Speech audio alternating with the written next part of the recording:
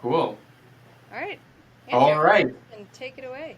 Yeah, welcome back, everyone, to the latest edition of This One Time. My name is Andrew Gillies. I'm the CTO and co-founder at Urban Machine. And with me, as always, Jorie Wisnefski, who's the head of marketing at Urban Machine. And today, I'm joined by Alex Thiele, my other co-founder, one of the three co-founders of Urban Machine, leading the perception software, like all the brains behind the robot. That's the last co-founder. No more episodes. Yeah, we promise. No more unveiling of co-founders. Yeah. Yeah, I'm on the software stack side. Where it's a startup, so basically every line of code gets touched by everybody, and it's been a fun time. I would like to say it doesn't get touched by me. I would like everyone. Yeah, I wish I had that. Soon I'll be able to just. We'll get a commit from you somehow, Jorie. We'll I make think it happen. everyone's for the better that I am not able to. Yeah. And just in case this is the first time you're tuning in, at this one time, what we're attempting to do here is share a little bit of the behind-the-scenes stories of how hardware companies are formed and how you get to launch. So at Urban Machine, our mission is to try to salvage the 37 million tons of lumber that we send to landfills or incinerate every year in the United States. And to do that, we're building a giant robot that can ingest lumber beams in one end, take out all the metal fasteners, spit out clean beams on the other end that we can sell back into the industry. So we're trying to really bootstrap that circular economy for lumber in the construction industry and hopefully have a good impact in the sustainability story there. At this one time specifically, what we're attempting to do is maybe share a little bit more nuance to the saying you always hear that hardware is hard. It's definitely hard. It's also super exciting. But what I've noticed after doing this for I think it's over a decade now, scary enough, is that a lot of the challenges folks face, especially in robotics, are challenges that other people have already solved. Like people are out there, they're working on these great missions, but they're tripping over the same kind of behind-the-scenes details over and over again. And we've definitely had our encounters of slip-ups and also wins here. And what we'd like to do at this is sort of provide a stage to tell some of those stories and put some of this information into the public. Hopefully we can start hearing, at some point stories from other folks working on other projects. But really we just want to get this information out there because people are working on these great missions. Hardware is super important. We can't get it all done with bits. The atoms got to be in the story there somewhere. So we really just want, with this information being out there, is just all of us to be able to move down the field a little bit faster. And today, the title... Something to be said about Misery Loves Company and all. Absolutely, yeah. Yeah, people don't know there is company. You see all these companies with these finished products that look amazing, and you don't get the hindsight of they had 6 prototypes and they were all running on golf carts. Before they got to where they are. It's not as intimidating as, you're going to go through those stages too in your hardware companies as well. Yeah, absolutely. So today, the title of today's episode is Digital Doppelgangers. Woo! So we're going to be talking about robot simulation, the value of simulation, and also the interplay between simulation and the physical hardware. To rewind the clock a bit, this development happened when it was in the early summer, right? Late spring, early summer. It's been a year. It's been a year. It's been a bit. Yeah, and we had gone through some initial benchtop prototyping with our system just to get a basic understanding of what the physics were and to get sort of a little bit of a grasp on the problem. So we had done a cycle of physical prototyping, and we were starting to look at how do we scale this up? How do we make this system more performant, and how can we test out different scenarios? So this is where we identified that maybe we should be modeling some of these things out before we just go build all this hardware. So that's maybe you could. Yeah, definitely. So at the time, I think we had some of our components built. So we're building a factory line that cleans wood, basically. And some of these components do different jobs on that wood. Some of them take out nails. Some of them take out nails using simple motions that don't require computer vision. Some of them take out screws, and we want to know where in the process that has to be done. So there were a lot of open questions about should we be scanning all of the wood and doing all of our perception ahead of time? Should we have how many robots do we need, right, in this factory? in what order do they need to be in, how big do they need to be, how fast do they have to pick, and in order to meet certain economic models that we were getting from that we were passing on to investors and figuring out how all of that interplay worked. And so we had some prototypes. Yeah. So we had some baseline numbers, right? So a big at the end of the day, our business is about throughput of the machine. That's the core metric for us, and it is for a lot of automation, right? It's just like how quickly can you do the unit of work that you're promising to do, because that's how you generate revenue, right? Yeah. So it's all about driving that number and making it significantly better than a human could do, obviously. Yeah. How did you guys better. come up with the number 16,000 board feet? Yeah, so that number came out of scoping amount of material you could expect off of a job site, and then balancing that with how long we'd be able to be on a specific job site. So our machine will be deployed to construction and demolition sites. That coupled with some early back of the envelope math, very rough back of the envelope math on what we could potentially expect the robot to be able to achieve, given some generous assumptions around pick rate, fastener density, dimensions of the wood. So it was a pretty rough early number. Yeah.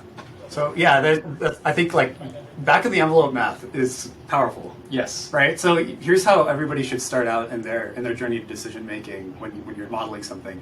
Is you start out on back of the envelope, right? You literally write out like if we have, so in our case, right, we have so many nails per foot or per square foot or per cubic foot, which was another question we had, was like what's the normal fastener density across different dimensions, right? Does the amount of screws, does that increase linearly with the cubic feet, or is it based on the length of the feet of the plank? So we had a few questions there, but we picked something. You write it down on a napkin. You say there's 20 fasteners per meter, and the robot picks 4 per second, or 4 seconds per, and then that's how much wood we can move through in a 10-hour day.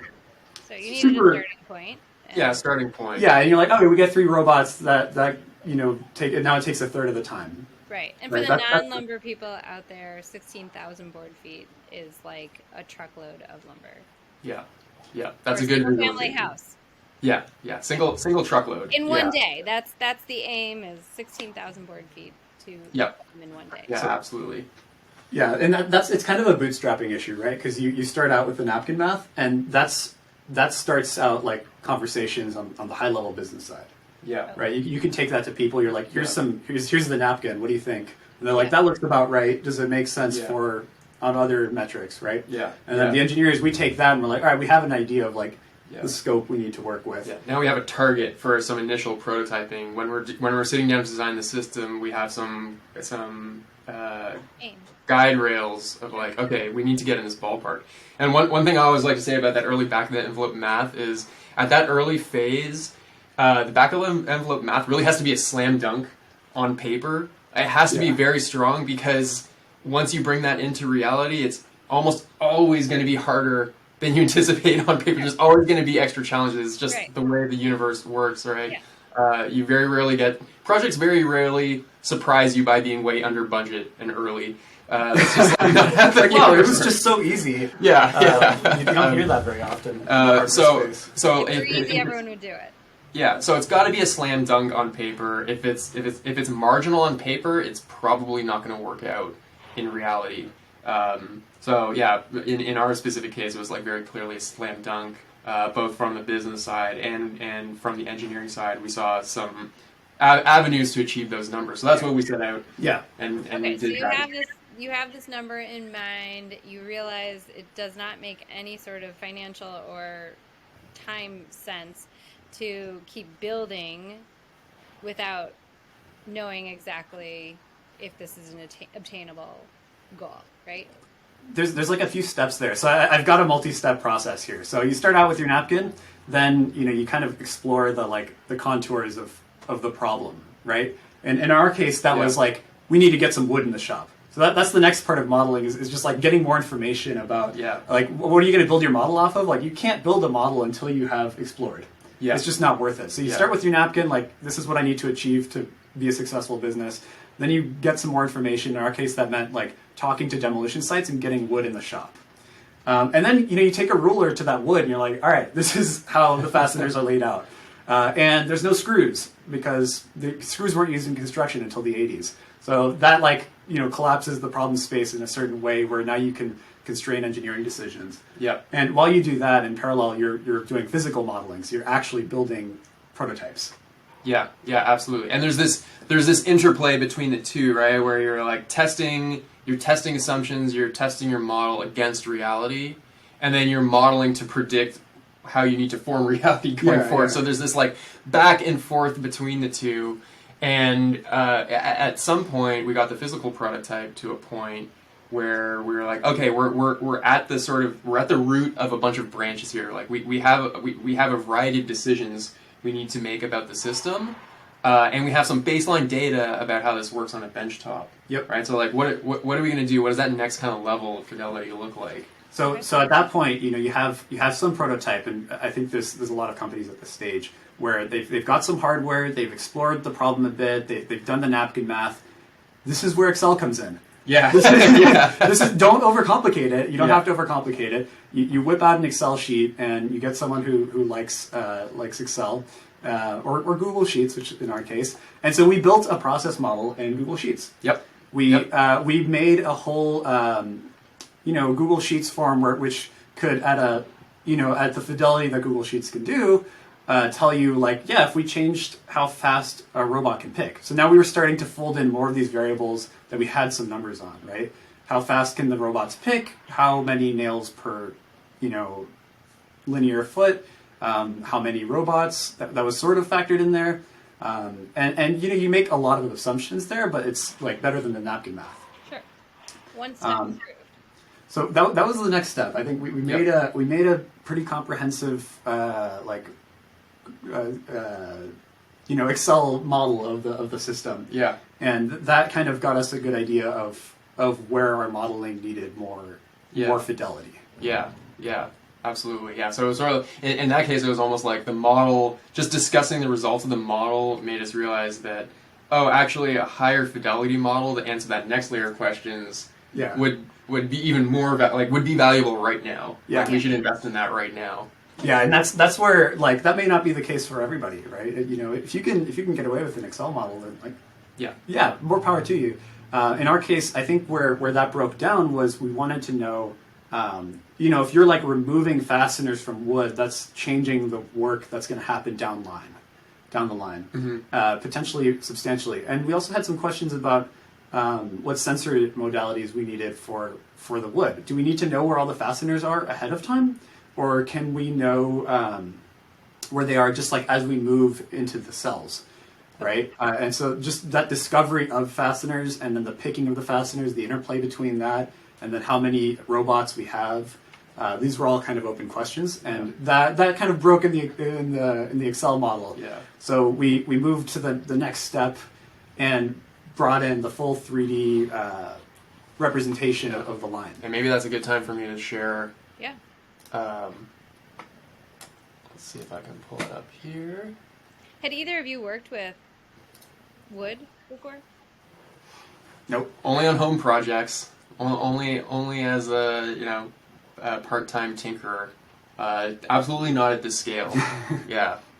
Which is one thing. I think I said that before, but I continue to be blown away by the scale of everything in the construction industry. Yeah. So the built environment is just so much of what we do.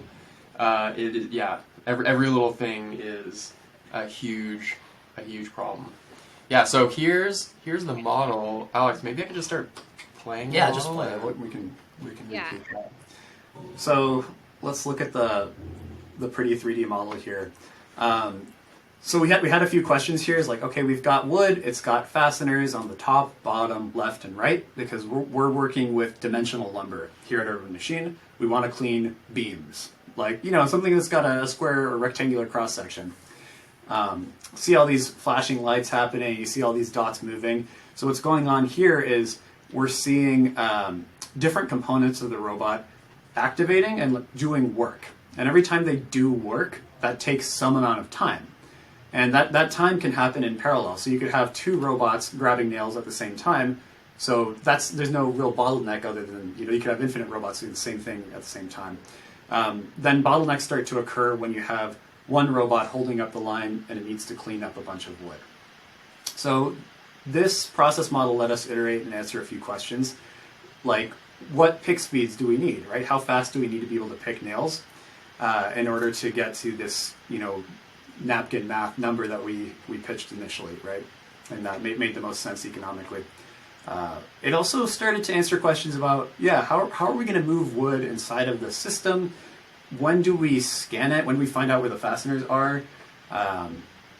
When do we actually do this picking? And in what order should we be organizing these things? Yeah, you can almost think about like each of these different color sections is a different cell in our process. And you can almost imagine them as their own agent that's acting somewhat in parallel with the other agents. And the question is like, how do you present work to those? How do those agents work together I see. to most effectively move material through the system? So there's this like multi-agent coordination that needs to happen as you're discovering the nails in real time. Yeah, and not let you play through.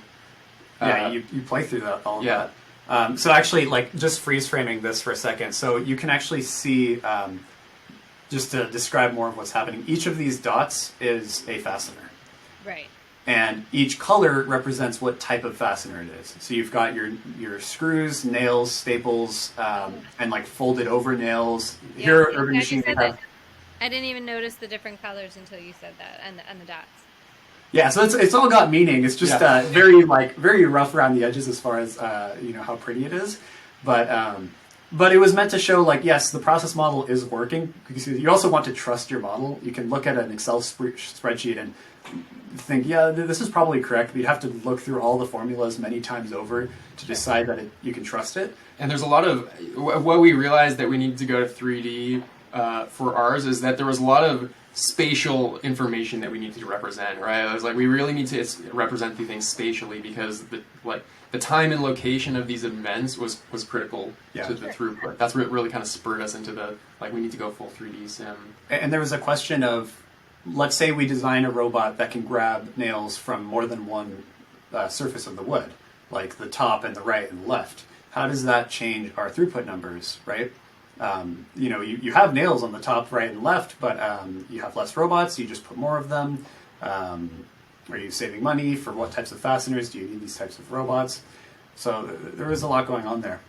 And for those people who don't know, when you explained that the different colors on the bigger part, the more solid part, that's our different stations. So you've got So to dig into that, the green one, those green stations that are flashing green, those are nail pulling events. And the size of those is the actual workspace of the robot, like how much can it operate on. So when the fastener is inside of that area, that means it can be picked, it can be grabbed. And we learned a lot from this. The very first thing I learned is that if we move wood one step at a time, we're never going to hit that 16K number. Which was, we kind of knew that a little bit. We knew we probably need to do some optimizations here, but the extent to which that mattered was kind of a revelation. And so, what do you need to do? Well, if we move somewhere here so if I pause at any point here, we've got 2 robots operating right now, which means that we have 6 that aren't doing anything. So the real metric you need to increase is having the most robots operating all the time, as often as possible. Because if they're all doing work at the same time, then they're all maximizing throughput that would have been blocking later on. Many hands make light work. Yeah, right. Exactly. And the positioning of the wood inside of the system kind of decides how many robots are going to be active at any given time. Okay. So that was the very first iterations were actually just within the process model, improving how we're going to do things in the future later so that we can get better numbers from it. And so the next step was, okay, how do we position the wood so that the most robots are going to be active once the wood stops moving? And that was, we kind of called that a greedy conveyor algorithm, which was pretty simple, but just made a huge difference. And that, I think, doubled the throughput numbers in the model immediately. Okay. And then we just started running all kinds of different Yeah, settings. yeah. So to give you an idea, so this is one configuration we have shown here, but we ran this for multiple configurations, and we end up generating really fun tables that look something like this, where we have all sorts of metrics coming off of the system, and we can make all sorts of really fun projections around what the throughput is going to be for these various different configurations and runs of the robot. I won't go into the numbers. I don't think there's a need to go into the numbers too much here, but yeah, this is just some example of one experiment that we ran, and it is not representative of the target numbers that we're actually going to be pushing through. But you can kind of get an idea of what we're looking at here, which is how many fasteners is each component picking in this configuration with this wood movement strategy. And I think, for example, this one is using a wood movement strategy where we're just jogging the wood, like move it forward, pick, move it forward, pick, which is not efficient. And you can actually see why. You can see that the first few nail pickers are picking way more nails than the last nail picker. Actually, yeah. And so that means that less work is being done by these other components, and that we're not placing the workpiece in a location where you can do more work. Yeah. The lazy ones can be there. Yeah, we want everybody to work evenly, right? Yeah, absolutely. Yeah, so this really got us to okay. Now we have an idea. If we get the workspace of the cells to this side, and we have this number of cells in a row, and we can hit the performance metrics that we're giving around, like the pick rate and the speed that we can move the wood, and that gives us a really solid foundation for going ahead and now actually like building that out in hardware and building and validating that in the shop, and that's what that's those decisions we can now make with confidence, right, and go out and do that. And that's what we're doing right now. And at some point we'll get to that next level where we need to bring that we'll have another sphere of questions around this initial part of the system, and then we'll go back to that same system again. Yep. And it's nice because this model has a lot of downstream effects. For example, the budgeting, right? You need to make sure you're going to be building the robot that's going to get you to the milestones, that's going to get you to the next round. Sure. Right? That's going to scale you up and that's going to reach the goals you need. Because if you went purely from a budgeting perspective and you did engineering, like, okay, let's start with something small and stay with something small, you might not actually get the numbers you need if you don't build that model and validate ahead of time that you have a forecast that pans out. Yep. Yeah, absolutely. Yeah. So now we can go and we can make these predictions and feel confident in them. So we need 3 of these, huge cells of robots, and we're confident it's going to get us the numbers we need. Yeah. And you Yeah. can clean a lot of wood. And so, and then you can prove your 3D model Yep. in actuality, right? Yep. So, Exactly. So there's this constant like back and forth balance, between the digital doppelganger and the real world, and they both need each other, right? Yeah. Because Yeah. we get a lot of information from the real one that we use, and we pump that into the model. So that's what I was just going to ask. You are able to just take that information from what you find from the actual robot, put it back into your model, because you're always evolving, right? I mean, Yeah, That's- absolutely. And you can guide future efforts as well, right? Because if we're measuring some part of the system that's not performing as we anticipated, that guides engineering effort to say, like, okay, there's this bottleneck here. Like, this is the bottleneck. This is why it's so detrimental. Here's the improvement we could expect if we actually invested more effort there. So from the strategy around where to put resources, it helps in that respect as well. Yeah. that makes a lot of sense. So you learned a lot Yeah. from your doppelganger, your digital doppelganger, and continue to. So this is obviously still something very much a part of your process. Yeah. Absolutely. And every model breaks down at some point, and doesn't answer the questions you need further than that. So right now we're sort of struggling with, okay, well we need to answer even more questions, and that they're not covered by this model. They're covered by everything around the model. Yeah. Right? So you're building something for that then? It's in the works. Yeah, it's in the works. Yeah. That'll be Will it another also different be time. 3D? Maybe. Yeah, I think there'll be aspects of it. We don't strictly need 3D for all of it. Yeah. Yeah, I think the 3D will really come in. Probably if there's value to be gained out of representing things spatially, Yeah. if that's a critical part of it, then yes. But it's not. It's not always the case. That's the interesting relationship with building the simulations and models, right? Is that they're only doppelgangers in a sense Sure. from the real thing. Yeah. In working together, do you see similarities in the way your brains work? Like an echo what chamber you need effect here. What'd you say? Definitely a risk. Like an echo chamber effect. Yeah, like what you need to see to help you prove something. Are there similarities in the way you guys work?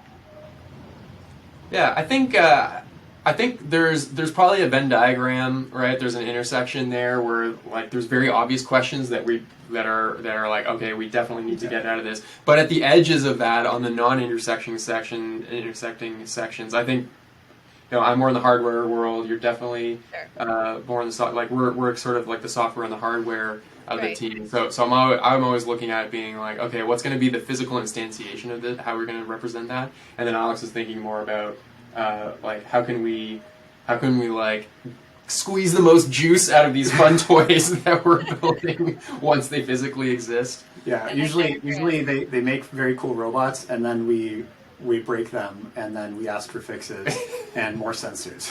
Yeah. That's usually the loop. It's like, actually, I want more sensors, and I want it fixed. Sorry about that. Yeah. Sometimes that's just how you got to learn, right? Break it. Yeah, that's the problem with physical models. They break literally. That's true. That's very true. Well, this is awesome.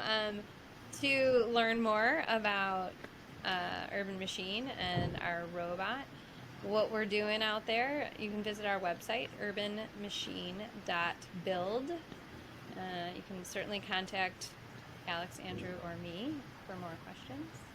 Absolutely. Yeah. Yeah. Super. Anything else you guys want to say? Yeah, I think that covers it. Yep. Yeah, we'll have more exciting topics to talk about next time. That's right. There's always something to build Yeah, and there's- and yeah, learn absolutely. and answer, and I love it. You guys did great. Thank you so much for sharing your story. Yeah. Thank you. Yeah. Bye, guys. Thank you, Jorie.